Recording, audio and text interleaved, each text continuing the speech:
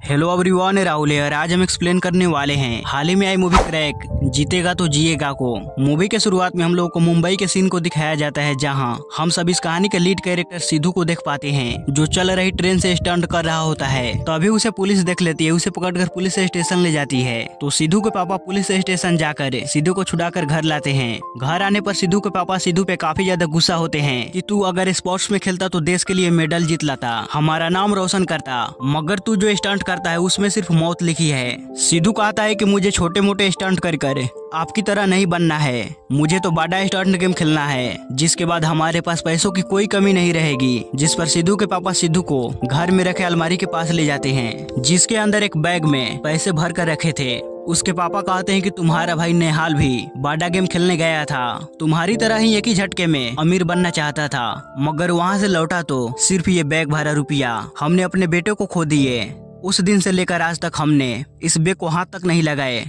अगर तुझे पैसे ही चाहिए तो ले ले ये सारा पैसा, अभी ये खतरे वाला स्टंट करना बंद कर दे। इससे सिद्धू काफी ज्यादा इमोशनल हो जाता है। वहाँ साइकिल उठाता है और समुद्र के किनारे आकर अपने भाई के साथ बिताए उन पलों को याद करता है। वहाँ दुखी होता है। जिसके बाद सीन शिफ्ट होता है इस कहानी के एक और लीड कैरेक्टर देव पे। देव के बारे में बात करें तो उसके पिता का नाम है मार्क, जो कि देव को गोद लिया है। देव मैदान नाम का गेम को चलाता है, जहाँ वो दुनिया के बेहतरीन स्टंटमैन को बुलाकर यहाँ गेम खिलवाता है।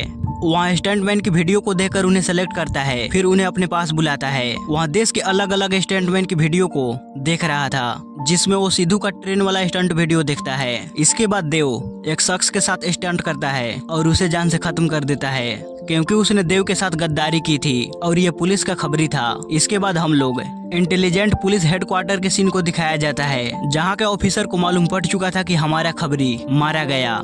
एमी अपने सीनियर को कहती है कि देव मैदान गेम के पीछे हमारे देश के लिए बहुत ही बड़े खतरे की प्लानिंग कर रहा है, यानी कि वो हमारे इस देश को बर्बाद करना चाहता है। आखिर देव ऐसा क्यों कर रहा है ये आपको कहानी में आगे मालूम पड़ेगी। इधर हम लोग सिद्धू को देख पाते हैं, जो समुद्र के किनारे बैठा होता है। तभी उसके पास एक शख्स बोट लेकर आता है। उसके हाथ में गुब्बारे थे, जिसके ऊपर मैदान गेम का लोगो लगा था, यानी कि सिद्धू को मैदान गेम में सेलेक्ट कर लिया गया है। अब जैसे ही सिद्धू देखता है कि मुझे मैदान गेम में सेलेक्ट कर लिया गया है, तो उसके खुशी का कोई ठिकाना ही नहीं रहा था, क्योंकि सिद्धू सालों से सपना देख रहा था वहां जाकर गेम खेलने का। वहाँ उस शख्स के साथ चला जाता है। उसे एक कंटेनर में बैठाया जाता है, जहाँ पर अलग अलग जगहों से और भी सारे लोगों को मैदान गेम खेलने के लिए ले जा रहे थे।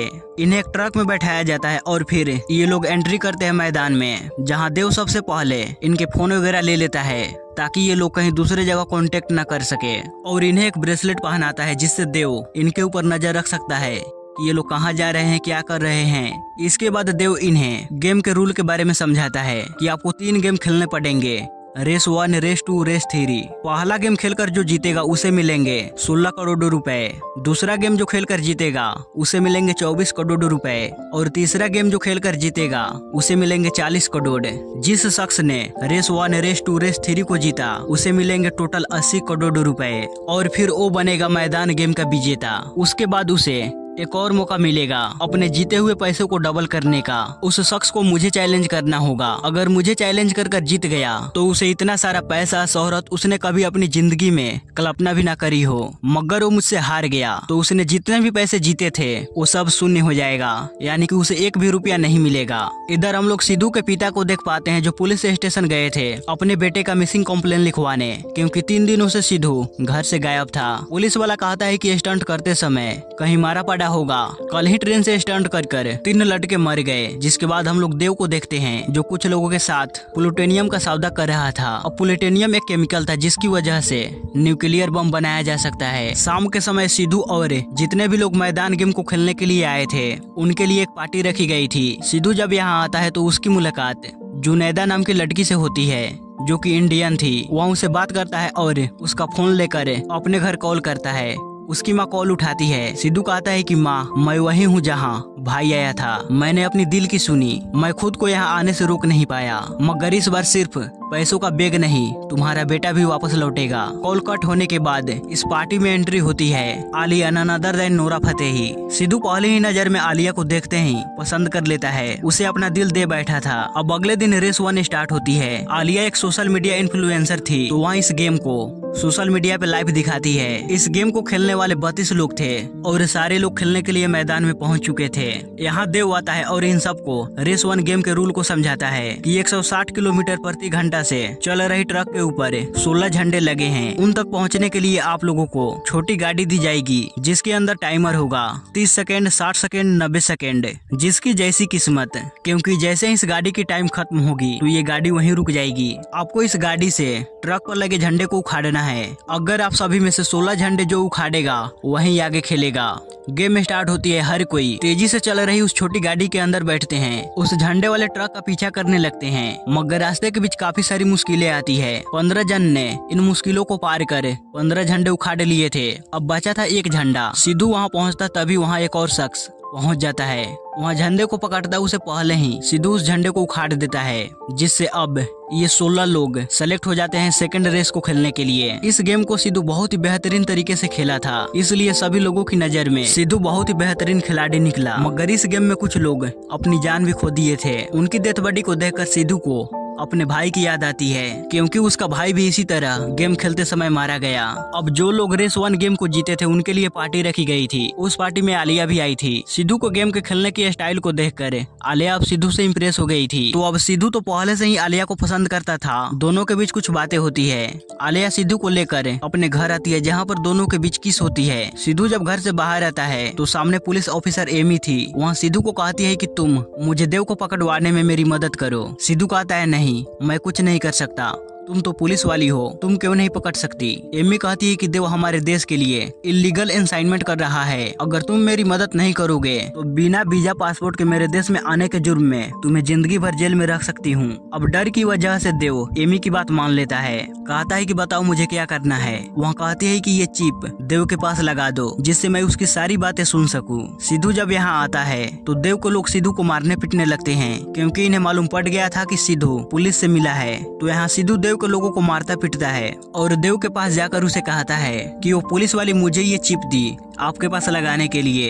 ये ट्रैकिंग डिवाइस है, आपको इस बारे में बताता उससे पहले ही आपके लोग मुझे मारने पीटने लगे। देव उस ट्रैकिंग डिवाइस को लेकर तोड़ देता है, जिसके बाद सिद्धू जैक का उसका लॉकेट देता है और यहाँ से चला जाता है। इसके बाद जब जैक प्लूटोनियम का डीलिंग कर रहा था तभी वहाँ एमी अपने टीम के साथ चली आती है। यहाँ पे एमी के टीम और जैक को लोगों के बीच फायरिंग होती है, मगर इसी बीच एमी जैक को अरेस्ट कर लेती है। अब अगले दिन रेस 2 गेम होने वाला था। इधर देव को मालूम पड़ता है कि प्लूटोनियम तो सेफ है, मगर जैक पकड़ा गया। अब प्लूटोनियम जो था उसका पासपोर्ट ही जैक था।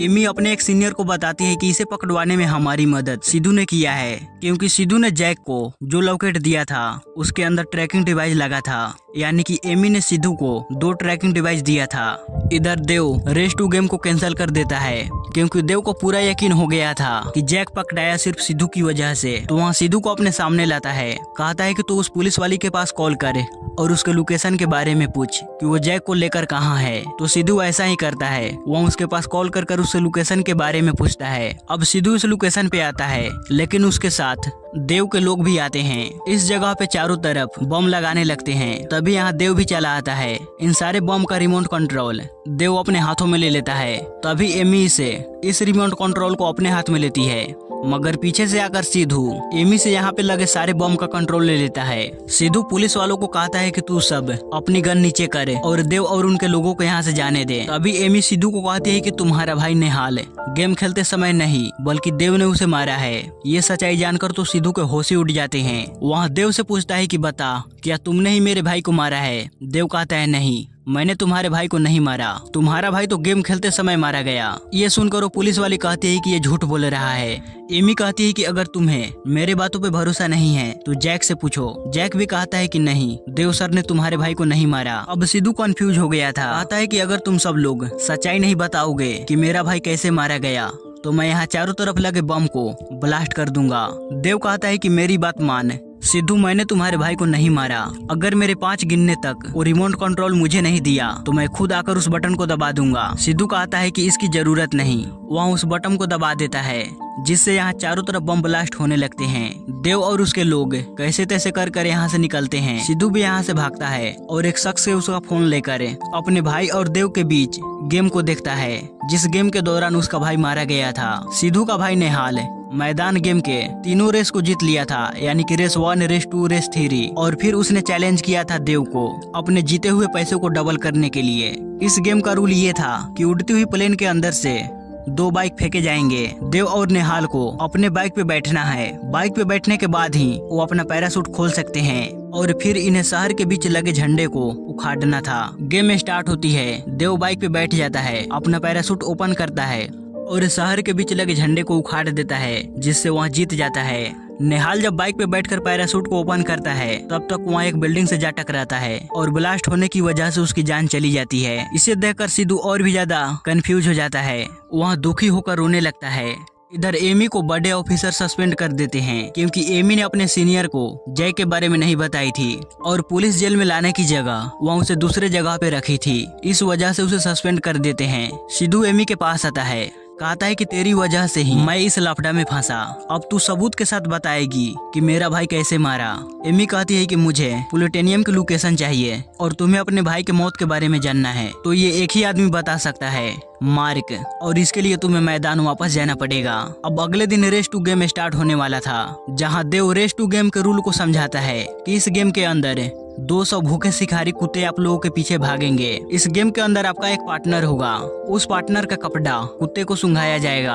आपका पार्टनर आपसे रस्सी से बांधा रहेगा। अगर रस्सी टूटी तो आप गेम हार जाओगे, आप गेम से बाहर हो जाओगे। 7 लाल झंडे हैं। अगर आप उन्हें हासिल करते हो तो आप रेस 3 गेम को खेलने के लिए सेलेक्ट हो जाओगे।